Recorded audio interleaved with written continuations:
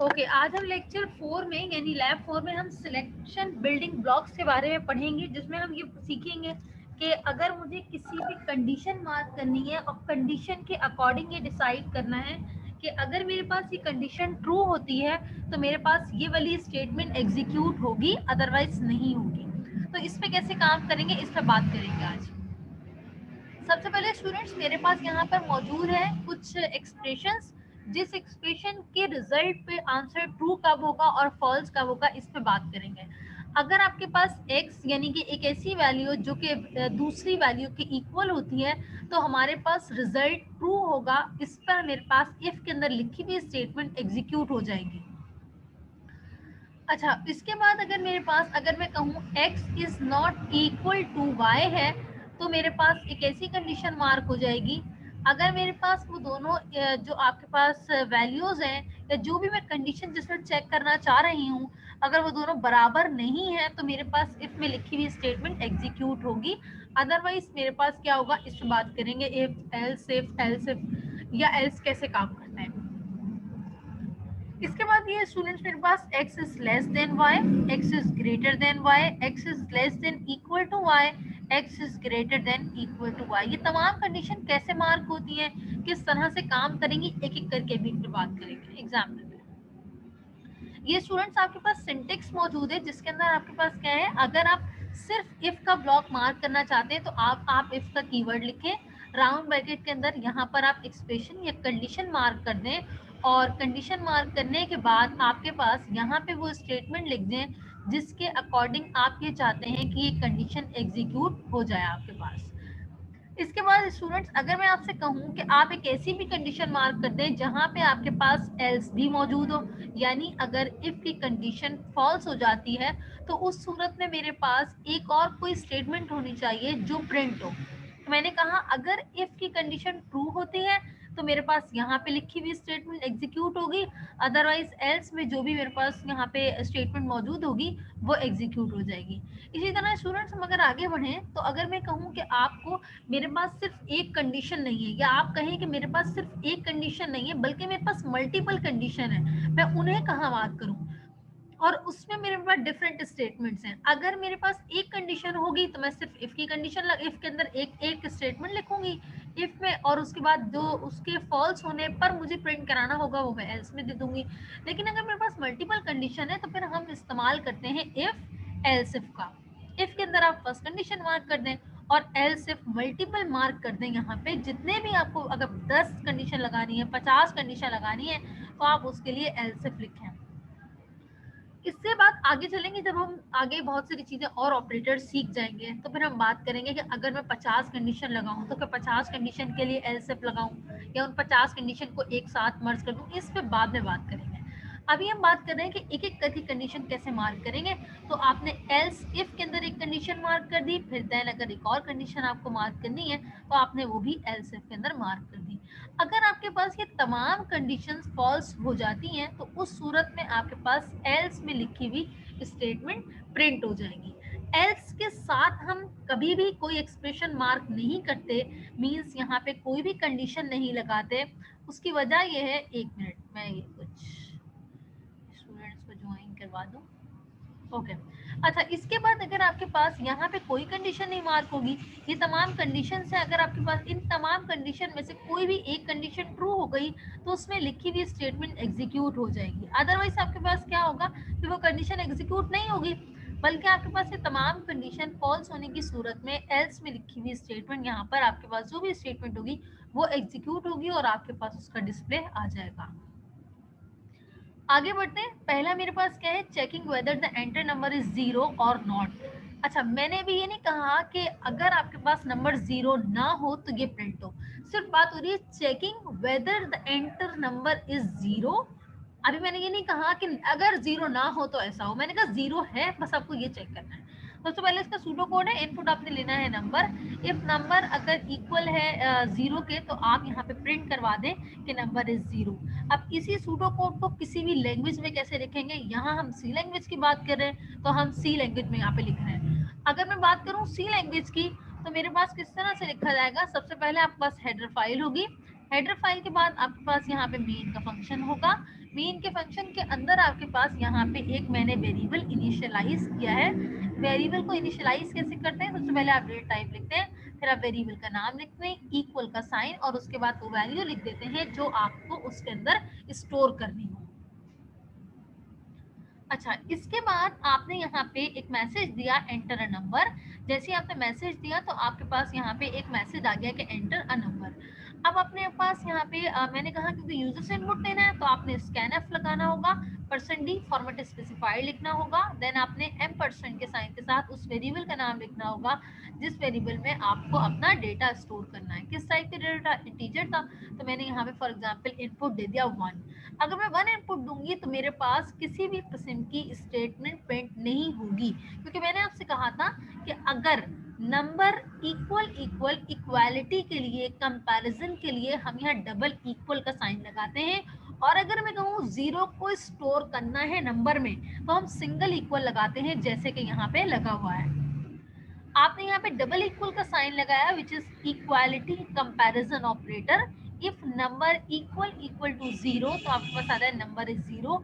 आपके पास ये कोड लिखेंगे, लिखने के बाद आप इसे एग्जीक्यूट करेंगे तो आप ये देखेंगे कि अगर आप जब एग्जीक्यूट करेंगे, नंबर अगर 0 आप टाइप करेंगे तो आपको मैसेज आएगा नंबर इज 0, अदरवाइज आपके पास कोई मैसेज नहीं आएगा। यहाँ तक किसी का कोई सवाल है?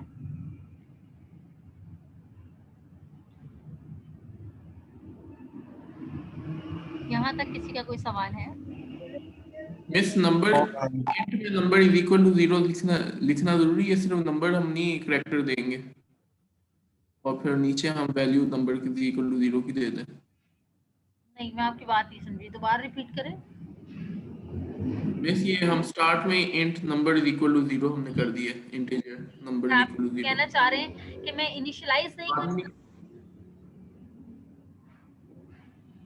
बाद में भी कर सकते हैं ना ये तो। एक सेकेंड, मैं यहाँ पे नोट पैड ओपन कर लेती हूँ, फिर मैं आपकी बात को एक्सप्लेन करने की कोशिश करती हूँ। अच्छा, आपको नोट पैड नजर आ रहा है? Yes miss. ठीक है। आप ये कहना चाह रहे हैं कि, एक मिनट मैं फॉन्ट साइज बढ़ा दूँ।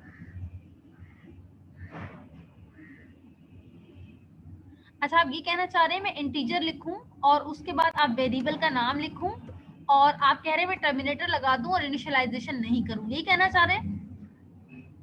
यस। हाँ, बिल्कुल ऐसा कर सकते हैं, करके देख लें, ये पॉसिबल है। और किसी का कोई सवाल?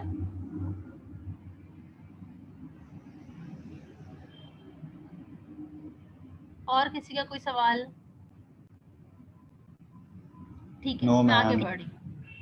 इसके बाद आपके पास स्टूडेंट्स है यहाँ पे टास्क 1, जिसमें आपके पास है take a character input from user and check whether the type character is equal to your name first letter और नॉट। अच्छा, और नॉट की बात नहीं करी, सिर्फ कहा है is equal to your name first letter. क्या करना होगा, जैसे ऊपर कोड लिखा है बिल्कुल इसी तरह से लिखना होगा, बस यहाँ पे आपको इंटीजर की जगह, यहाँ पे आपको इंटीजर की जगह लेना होगा 4। कैरेक्टर है क्योंकि, तो मैं यहाँ पे 4 लिख दूंगी। फिर आपसे कहा है कि एक लेटर आप इनिशियलाइज कर दें और दूसरे लेटर को आप चेक करवा लें।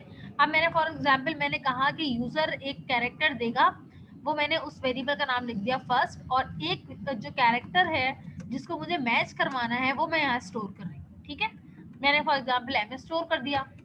अब कंडीशन कैसे लगेगी?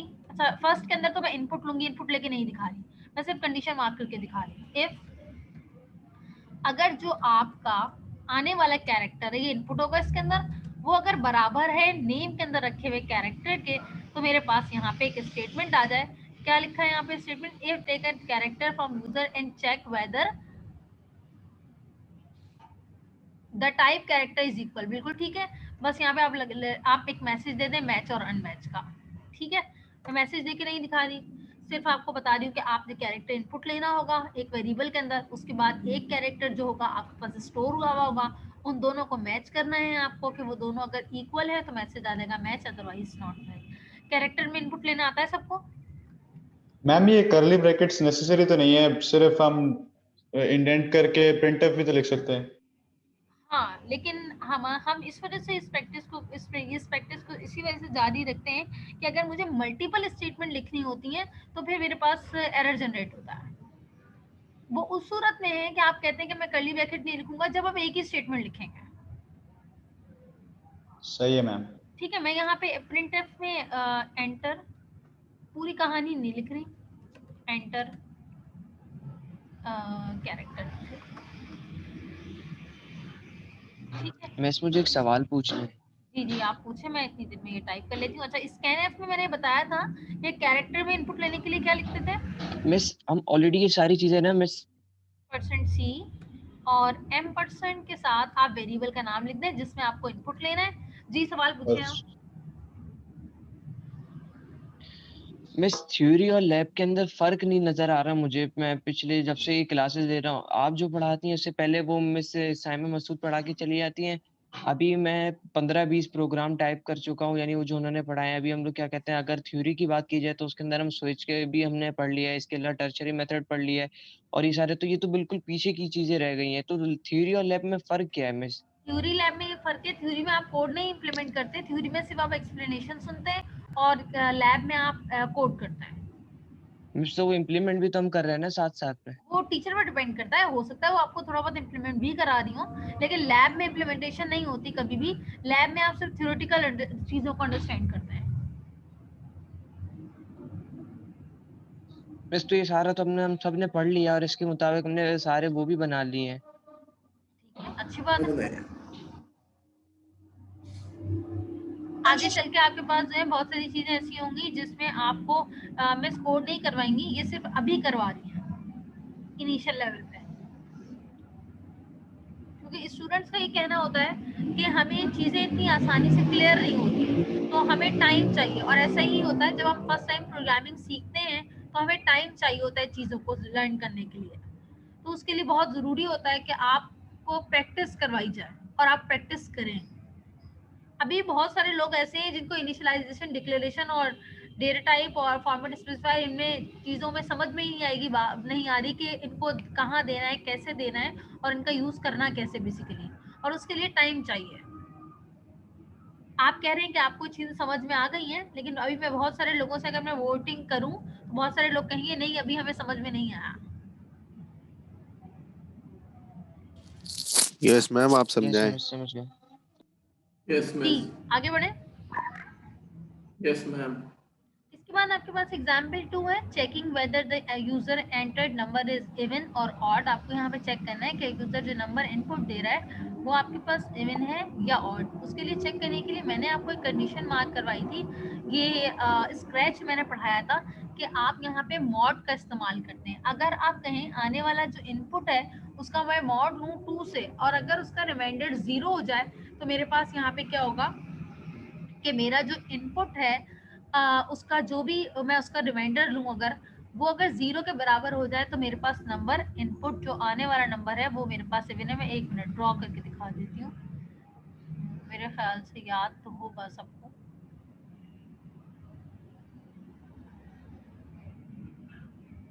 अच्छा कुछ इस तरह से था, एक सेकेंड में देख लूँ कहाँ से ड्रॉ करना है।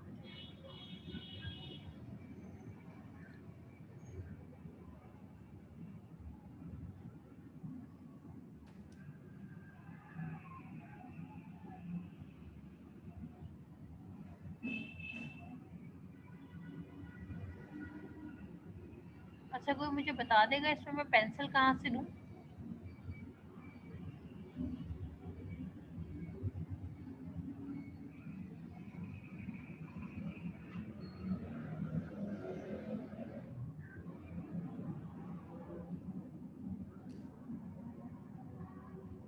मिस मेरे ख्याल से यहाँ पे जूम का जो पेज खुला हुआ है वहीं पे पेंसिल बनी हुई आती है।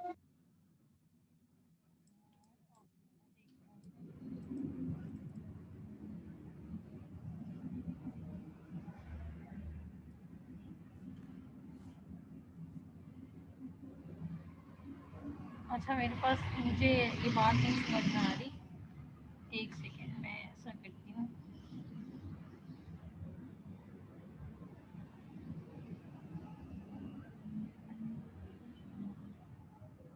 हमारी स्क्रीन पे तो लेफ्ट में शो हो रही है पेंसिल। अच्छा ये कुछ इस तरह से होता है, अगर आप ये कहते हैं कि मैं 2 का रिमाइंडर ले रही हूँ फॉर एग्जाम्पल मैंने एक यूजर ने इनपुट दिया 14, अगर आप 14 इनपुट दें तो 2 को अगर मैं 7 14 करूं तो मेरे पास रिमाइंडर क्या आएगा इस वक्त? 0। 0। अगर मेरे पास रिमाइंडर 0 होगा तो मैं यहाँ कहूंगी कि मेरे पास जो नंबर है वो मेरे पास इवन है। अदरवाइज अगर मैं यहाँ पे 15 लिख लूँ तो मेरे पास रिमाइंडर आएगा 1।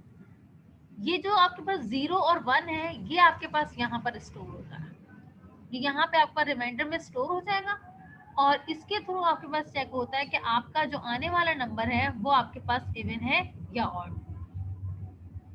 एग्जाम्पल में बात कर लेते हैं इसकी। सबसे पहले आपने यहाँ पे दो वेरिएबल इनिशियलाइज कर लिए, इंटीजर नंबर इक्वल्स टू 0 और रिमाइंडर इक्वल्स टू 0। इनिशियली दोनों आपका 0 है, आप चाहें तो इनको 0 ना रखें बल्कि आप सिर्फ डिक्लेरेशन कर लें जैसे हमने थोड़ी देर पहले बात की थी। उसके बाद आपने कहा एंटर अ नंबर, यूजर ने इनपुट दिया नंबर, नंबर देने के बाद नंबर वाले वेरिएबल के अंदर वो स्टोर हो गया। स्टोर होने के बाद वो जो आपका नंबर था उसका आपने मॉड लिया 2 से, जैसे कि मैंने अभी बताया आपको कि मैंने 14 को मॉड लिया किससे 2 से, तो रिमाइंडर जो भी आया वो इसके अंदर आके स्टोर हो गया रिमाइंडर वाले वेरिएबल में। अब आपने चेक किया अगर रिमाइंडर 0 है तो आप कहेंगे कि नंबर इवन है, अदरवाइज आपके पास ऑड है। यहाँ तक किसी का कोई सवाल है? No ma'am. बाकी लोग भी सोच लें कोई सवाल है किसी का? No ma'am.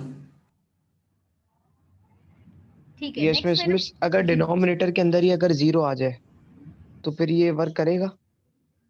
आप कह रहे हैं कि मैं इसका जो इनपुट दूं यूजर को वो 0 हो? नो मिस, अगर हम ऐसे करें 4 डिवाइड बाई 0। हाँ तो वो आपके पास 7 में आ जाएगा।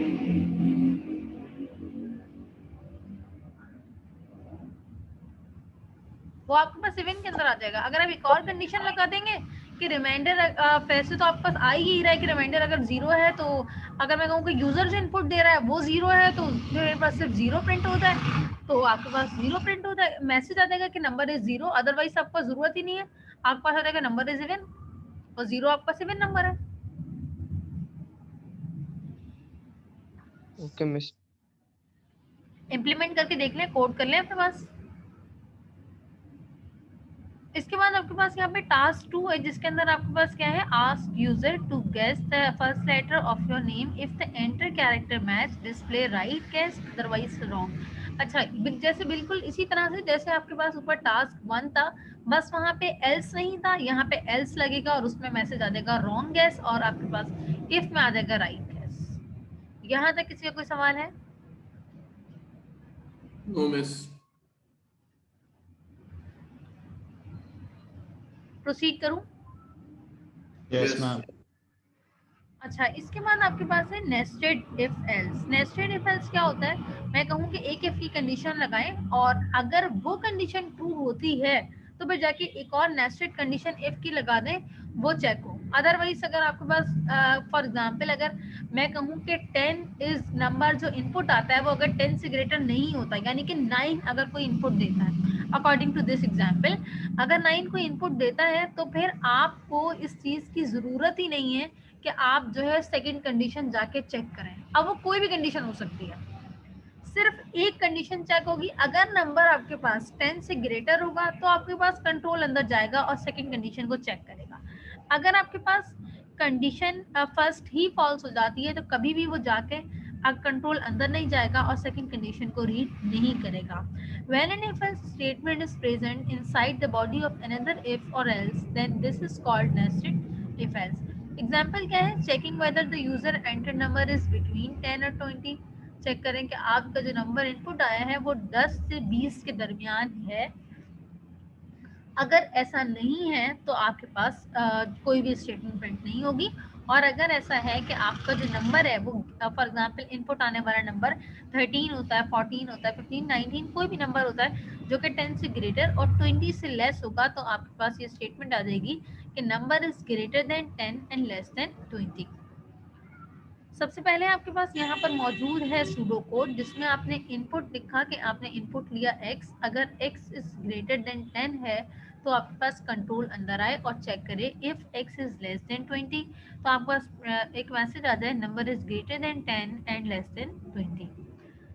इसके बाद स्टूडेंट्स आपके पास यहाँ पे इम्प्लीमेंटेशन है सी लैंग्वेज के अंदर। बिल्कुल उसी तरह आपने यहाँ पे इनिशियलाइजेशन करी, देन आपने यूजर से इनपुट लिया। इनपुट लेने के बाद आपने कहा कि अगर मेरे पास नंबर आने वाला इनपुट ग्रेटर देन 10 है तो मेरे पास अंदर आए कंट्रोल और चेक करे क्या नंबर लेस देन 20 है, तो मेरे पास ये मैसेज आ गया कि नंबर इज ग्रेटर देन ये फॉर एग्जाम्पल मैंने लिखा 13 is greater then 10 and less than 20। यहाँ तक किसी का कोई सवाल है? मिस ये जो आपने 2 दफा इफ लगाया हुआ है ये नेस्टेड इफ कहलाता है? नेस्टेड इफ कहलाता है, बिल्कुल। इसमें दो बार इफ यानी दोनों लिखते हैं ना।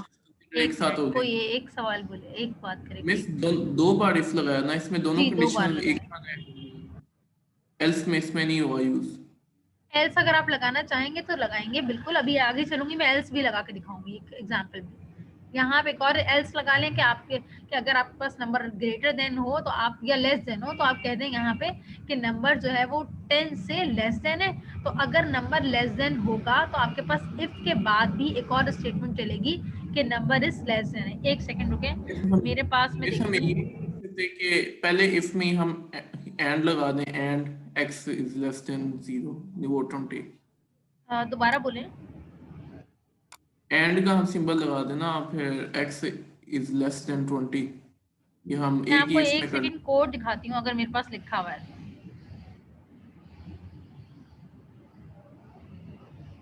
मे बी आपको चीजें क्लियर हो जाएंगी। अच्छा, ये तो टास्क सॉल्व हुआ है।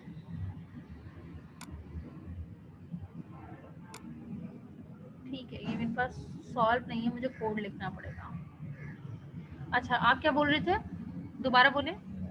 मैं कह रहा हूँ एक ही इसमें अगर हम ये दूसरे इफ की कंडीशन भी लगा दें। जी बिल्कुल हो सकता है। उसके लिए मैंने आपसे कहा था कि मैं चाहूँ तो मल्टीपल कंडीशन एक साथ मार्क कर सकती हूँ। उसके लिए मुझे ऑपरेटर यूज करने पड़ेंगे एंड और के। अभी आगे वो कंडीशन आएगी तो आपको इस चीजें क्लियर हो जाएगी। फिर आप कहेंगे कि मुझे अलग अलग एक्स इस तरह से नहीं लिखना, इफ के अंदर इफ लगाने की जरूरत ही नहीं है। जब मेरे पास एंड और का इस्तेमाल हो सकता है, मैं रेंज बना सकता हूँ, तो मैं क्यों लगाऊंगा इफ? ये इसका जो मकसद है वो सिर्फ आपको सिखाना कि इफ के अंदर एक और इफ लग सकता है, बस। आप ये जो मैंने इस वक्त जो सिचुएशन बनाई है कि 10 से ग्रेटर और 20 से, ये दोनों एक साथ ही मार्क हो जाएंगे।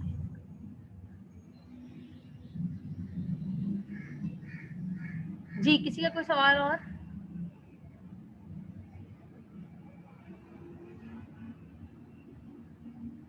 नेक्स्ट एग्जाम्पल की तरफ बढ़े।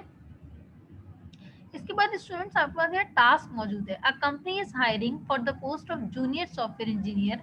दे हैव 2 क्राइटेरिया।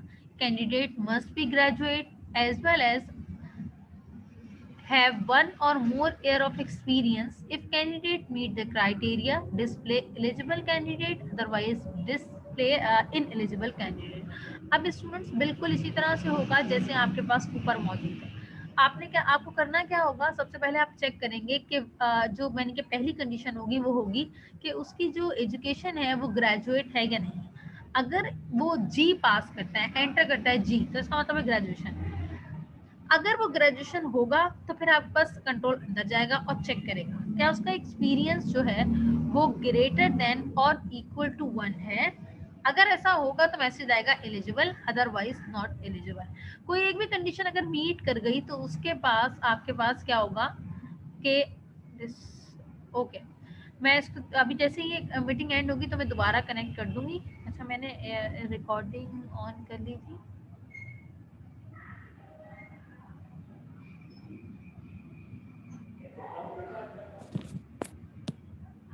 ठीक है। अच्छा, मैं आपसे कह रही थी कि अगर आपके पास यहाँ पे पहली कंडीशन मैच नहीं करती तो कभी भी वो जाके कंट्रोल अंदर जाके दूसरी कंडीशन को चेक नहीं करेगा, बल्कि आपके पास आ जाएगा इनएलिजिबल कैंडिडेट। जिसका ही माइक ओपन है उसको प्लीज बंद कर लें। अच्छा, मैं आपको कोड दिखा रही थी। कोड को जिस तरह से होगा, सबसे पहले आपने एक कैरेक्टर यूजर से इनपुट लिया, आपने यहाँ पे दिया, आप एंटर कर दें उसकी एजुकेशन। सबसे पहले आपने एजुकेशन एक कैरेक्टर लिया और उसमें आपने यहाँ से यूजर से इनपुट लिया कि आप उसकी एजुकेशन के वेरिएबल में एजुकेशन एंटर कर दें। अगर उसकी एजुकेशन जी यानी यूजर अगर इनपुट देगा जी यानी ग्रेजुएशन है तो आपके पास यहाँ पे पहली कंडीशन मैच कर जाएगी। एक मिनट में इसका फॉन्ट साइज बढ़ा लूँ, होपफुली अब सही नजर आ रहा होगा। अच्छा, इसके अंदर आपने सबसे पहले एक वेरिएबल लिया कैरेक्टर एजुकेशन के नाम से, दूसरा आपने एक्सपीरियंस के नाम से लिया, आपने यूजर से इनपुट करवाई क्वालिफिकेशन, उससे एंटर किया फॉर एग्जांपल कैपिटल जी, पहले में आपके पास स्टोर हो गया कैपिटल जी। अब कंट्रोल दूसरा आपने इनपुट दिया एक्सपीरियंस। अगर आपके पास यूजर मैंने कहा था 1 हो या से ग्रेटर हो तो आपके पास पहली कंडीशन क्या है, इफ आपके पास उसकी एजुकेशन अगर उसकी एजुकेशन बराबर होती है जी यानी ग्रेजुएशन के तो कंट्रोल अंदर आएगा और चेक करेगा क्या उसके जो उसका एक्सपीरियंस है वो ग्रेटर देन 1 है या इक्वल टू 1 है तो मैसेज आ जाएगा आपके पास क्वालिफाइड।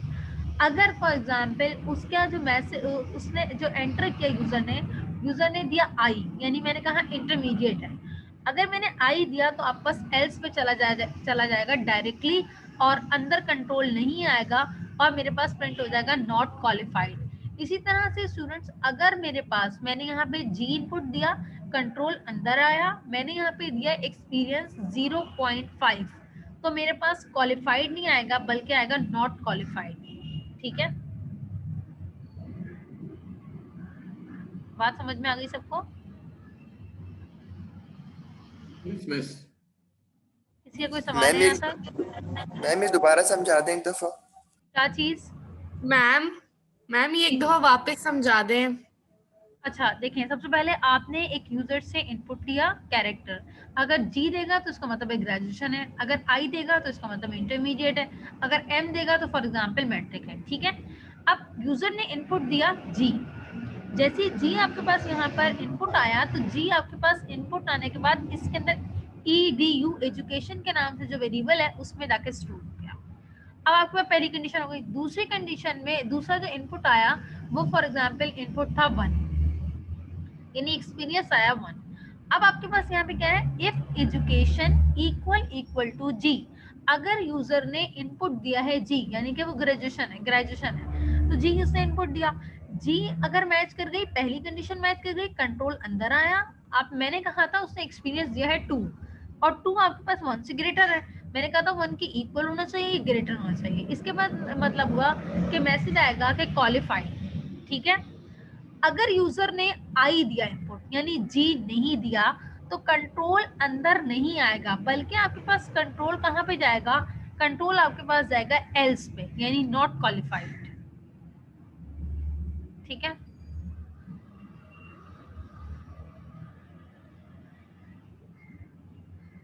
समझ आ गया सबको? Yes miss. नेक्स्ट में मेरे पास थोड़ी देर पहले मैंने आपसे कहा था आप जो है मल्टीपल कंडीशन को एक साथ मार्क कर सकते हैं। कैसे? एंड और के ऑपरेटर को इस्तेमाल करके। एंड और ऑपरेटर का इस्तेमाल करते कैसे हैं? अगर मैं आपसे कहूँ कि मैंने एंड ऑपरेटर में 2 कंडीशंस मार्क की हैं, अगर उन दोनों में से एक भी फॉल्स हो जाती है तो मेरे पास रिजल्ट आएगा फॉल्स। लेकिन अगर मैं बात करूँ कि एंड ऑपरेटर मैंने लगाया है और दोनों कंडीशन ट्रू हैं तो मेरे पास रिजल्ट आएगा फॉल्स। ये कुछ चीज़ें लिखी हैं, अगर दोनों कंडीशन फॉल्स है तो रिजल्ट आएगा फॉल्स, अगर एक ट्रू और दूसरी फॉल्स है तब भी मेरे पास रिजल्ट आएगा फॉल्स। एंड ऑपरेटर की बात हो रही है, अगर एक कंडीशन फॉल्स है दूसरी कंडीशन ट्रू है तब भी फॉल्स। जब तक दोनों कंडीशंस ट्रू नहीं हो जाती मेरे पास रिजल्ट ट्रू नहीं आएगा। अगर मेरे पास दोनों कंडीशन ट्रू होंगी तो मेरे पास रिजल्ट मेरे पास एंड ऑपरेटर का ट्रू आएगा। कैसे? एग्जाम्पल फॉर्म करना है। Deciding whether the user enter marks are valid or not based on out of 100 criteria। आपने ये चेक करना है कि यूजर जो नंबर देगा वो वैलिड है या नहीं। आप एक कंडीशन मार्क करेंगे, उस पे उसके अकॉर्डिंग चेक करेंगे।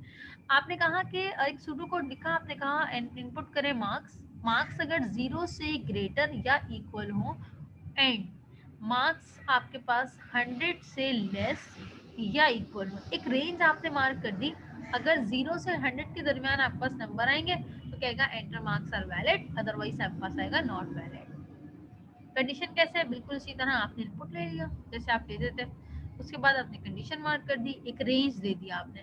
अगर आपके पास 1 2 3 अप टू 99 आपको नजर आ रहा होगा, अगर मैं यहाँ पे इक्वल, दोनों इक्वल हटा दूं तो 1 से 99 तक कंडीशन मार्क होगी। लेकिन यहाँ पे लिखा है 0 के इक्वल या ग्रेटर देन हो, तो इसका मतलब ये हुआ कि अगर 0 होगा तब भी मेरे पास वैलिड है, अगर मेरे पास 100 होगा तब भी वैलिड है, और 0 से 100 के दरमियान 0 1 2 अप टू 99 टू 100 तक कोई भी नंबर होंगे तो मेरे पास आएगा number is valid.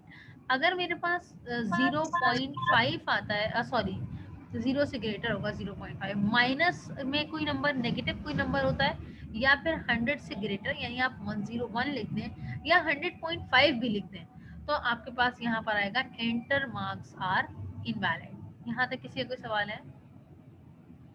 No ma'am. जी पूछें।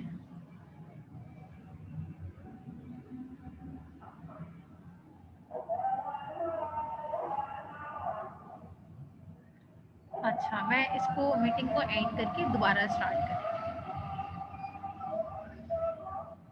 अभी तक हमने बात की थी एग्जाम्पल 4 तक, अब हम कंटिन्यू करेंगे टास्क 4 से।